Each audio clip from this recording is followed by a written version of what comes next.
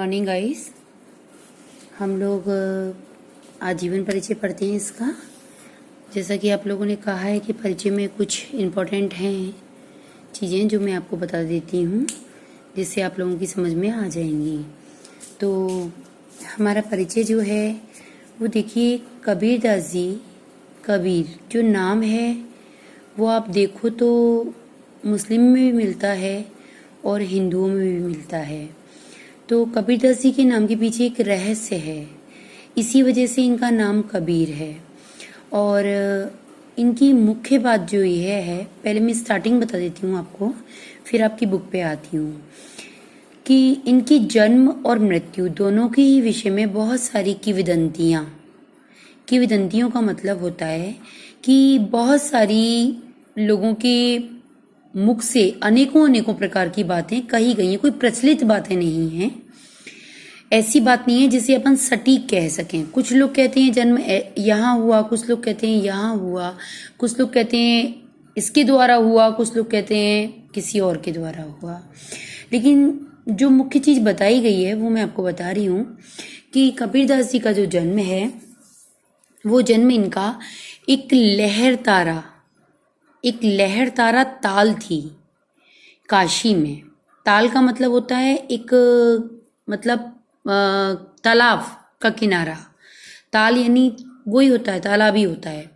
तो लहर तारा नामक ताल जो कि काशी में थी, वहां पर इनका जन्म हुआ था। बहुत सारे विभिन्न मतलब मतों के अनुसार इनका जो जन्म माना जाता है वो ऐसा कहा जाता है कि उस ताल में एक कमल था, उस कमल की पंखुड़ियों के ऊपर कबीरदास का जन्म हुआ है। और कुछ लोग ऐसा भी बोलते हैं कि एक विधवा ब्राह्मणी जो कि लहर तारा ताल के पास में इनको छोड़ गई थी, तो वहां कबीरदास का मतलब उसी जगह कबीरदास मिले थे। तो मतलब दोनों ही बातें हैं। अगर यूं पूछा जाए आपसे तो आप कहोगे लहर तारा ताल काशी में इनका जन्म हुआ है। ठीक है। फिर दूसरी चीज क्या है कि इनके जो गुरु थे, एक बार क्या हुआ कि कबीरदास जी जो थे वो पंचगंगा नामक घाट की सीढ़ियों पर अचानक गिर पड़े थे।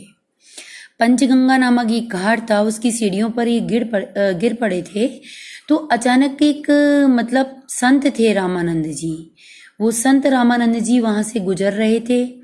वो गंगा स्नान के लिए जा रहे थे। तो गंगा स्नान के लिए जैसे ही जा रहे थे तो कबीरदास जी जहाँ गिरे ना, मतलब ज्यादा बड़े नहीं थे, छोटे ही थे, बच्चे ही थे। तो अचानक संत का पैर उन पर लग गया, उन पर पड़ गया। और पड़ गया तो जैसे ही एकदम से उनका संत का पैर उनके ऊपर पड़ा एकदम से ही, तो उनके मुख से निकला राम राम। कबीरदास जी के मुख से जैसे ही उनके मुख से ये नाम निकला तो कबीरदास जी ने ये बात मतलब मान ली थी कि मुझे ईश्वर ने, मुझे मेरे गुरु ने यही मंत्र दिया है, यही मेरा गुरु मंत्र हो गया राम नाम मेरे जीवन के लिए। और दूसरी चीज कि जिस संत का मेरे ऊपर पैर रखा है वही मेरे जीवन के मुख्य गुरु हो गए, जिनका नाम है रामानंद जी। इतना तो हुआ आपको, मेन चीज तो मैंने ये बताई। अब क्या हुआ कि कबीरदास जी जो थे इनका पालन पोषण किसने किया। देखिए, हम यदि ये माने कि कुछ भी हुआ, चाहे कमल के फूल के ऊपर हुआ और चाहे विधवा ब्राह्मणी के द्वारा वो वहां पर छोड़े गए और वहां लहर तारा तालाब के पास में ये मिले, कुछ भी हुआ लेकिन मिले वहीं थे। लेकिन वहां से इनको एक दंपति का मतलब होता है पति पत्नी का जोड़ा, तो वो दंपति इन्हें अपने साथ में ले गए, जिनका पत्नी का नाम तो था नीरू और पति का नाम था नीमा। तो इन दंपति जुलाहा क्या होता है? जुलाहा होता है रंगरेज, और रंगरेज का मतलब होता है कपड़े रंगने वाला। तो उस दंपति जुलाहा ने कबीरदास जी का पालन पोषण किया, उन्हें अपने पास में रखा।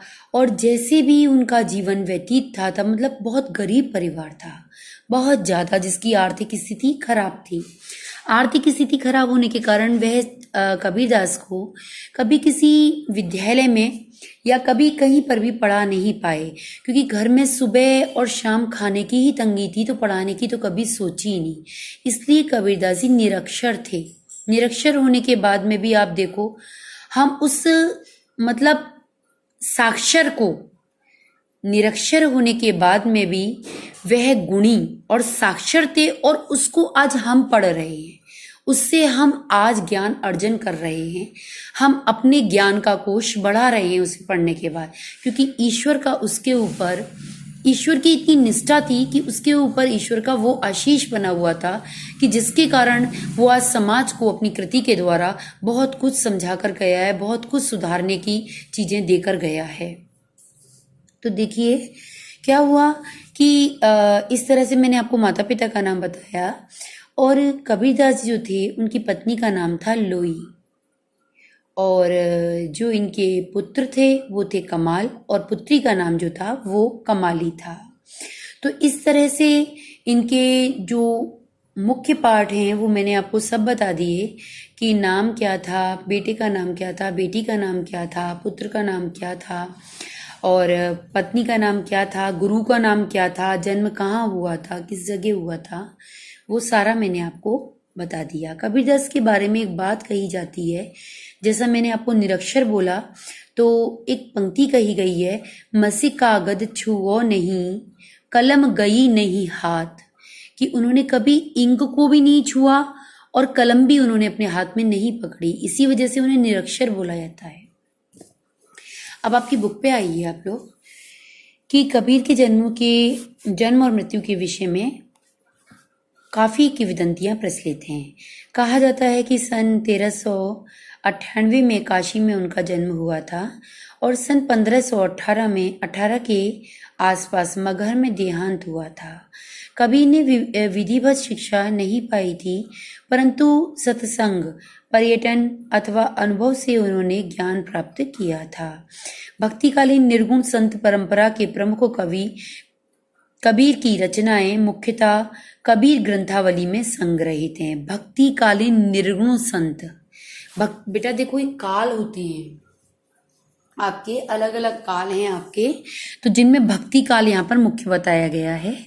और निर्गुण संत परंपरा, निर्गुण यानी जो निराकार है, निराकार परम ब्रह्म की उपासना करने वाले थे कबीरदास जी, जिसका कोई आकार नहीं है, ऐसा ईश्वर जिसका कोई आकार नहीं है, इस निर्गुण निराकार परम ब्रह्म की अब उपासना करने वाले थे। तो कह रहे हैं कि कबीर की रचनाएं मुख्यतः कबीर ग्रंथावली से, यानी इनकी जो रचनाएं हैं वो कबीर ग्रंथावली से संग्रहित हैं, किंतु कबीर पद में उनकी रचनाओं का संग्रह बीजक ही प्रमाणित माना जाता है। कबीर पंथ यानी कबीर राह में उनकी रचनाओं का संग्रह यानी रचनाओं को मतलब सजोने वाला बीजक ही प्रमाणिक माना जाता है। कुछ रचनाएं गुरु ग्रंथ साहब में भी, जो सिखों का गुरु है, उसमें भी संकलित करी गई हैं, उसमें भी मिली गई हैं। कबीर अत्यंत उदार, निर्भय और सदगृहस्थ संत थे, यानी अपनी गृहस्थी के साथ रहने वाले संत थे। राम और रहीम की एकता में विश्वास रखने वाले थे। राम यानी हिंदुओं के और रहीम यानी मुस्लिमों के, दोनों ही चीजों पर विश्वास रखने वाले थे। कबीर ने ईश्वर के नाम पर चलने वाले हर तरह के पाखंड होता है झूठ, भेदभाव को यानी आपस में मनमुटाव यानी भेदभाव रखना, और कर्म कांड का खंडन किया है। तरह तरह के कर्म क्रिया जो करी जाती है ईश्वर को प्राप्त करने के लिए, उसका खंडन किया है, उसे तोड़ा है। उन्होंने अपने काव्य में धार्मिक और सामाजिक भेदभाव से मुक्त मनुष्य की कल्पना करी है। उन्होंने अपने काव्य में, जो उन्होंने, काव्य का मतलब होता है कविताएं यानी पद भाग, जो उन्होंने अपनी काव्य खंड जो है उसमें धार्मिक और सामाजिक भेदभाव से मुक्त मनुष्य की कल्पना करी है कि इस संसार के अंदर ऐसा मनुष्य पैदा हो कि जिसके अंदर धर्म को लेकर के किसी भी प्रकार का, किसी भी तरह का कोई भी आडंबर ना हो, क्योंकि जब तक ये आडंबर धर्म की आड़ में लोग लेकर के और अपने जीवन को व्यतीत करते रहेंगे, तब तक वह एक धोखे में जीते रहेंगे और परमात्मा का जो साक्षात्कार है वो कभी नहीं कर पाएंगे। तो इसलिए उन्होंने इन सब चीजों से एक मुक्त यानी आजाद इंसान की कल्पना की है। ईश्वर प्रेम, ज्ञान और वैराग्य, गुरु भक्ति, सत्संग और साधु महिमा के साथ आत्मबोध और जगत बोध की अभिव्यक्ति उनके काव्य में हुई है। यानी ईश्वर प्रेम को भी दिखाया है, ज्ञान को भी दिखाया है, वैराग्य को भी दिखाया है, गुरु भक्ति को भी दिखाया है, संत सत्संग को भी दिखाया है और साधु की महिमा को भी उन्होंने वहां पर आत्मबोध और जगत बोध की अभिव्यक्ति करके अभिव्यक्ति उनके काव्य में हुई है। कबीर की भाषा बहुत ही सहजता की उनकी काव्यात्मकता की शक्ति है। जनभाषा के निकट होने के कारण उनकी काव्य भाषा में दार्शनिक चिंतन को सरल ढंग से व्यक्त करने की शक्ति है। आगे दे रखा है आपके कि यहाँ संकलित साखियों में प्रेम का महत्व, संत के लक्षण, ज्ञान की महिमा, ब्रहाडंबरों का विरोध आदि भावों का उल्लेख हुआ है। सबसे पहले शब्द में ब्रहाडंबरों का यानी बाहरी दिखावे जो होते हैं उनका विरोध किया गया है एवं अपने भीतरी ईश्वर की व्याप्ति का संकेत है कि हर मनुष्य के भीतर ही ईश्वर बैठा हुआ है।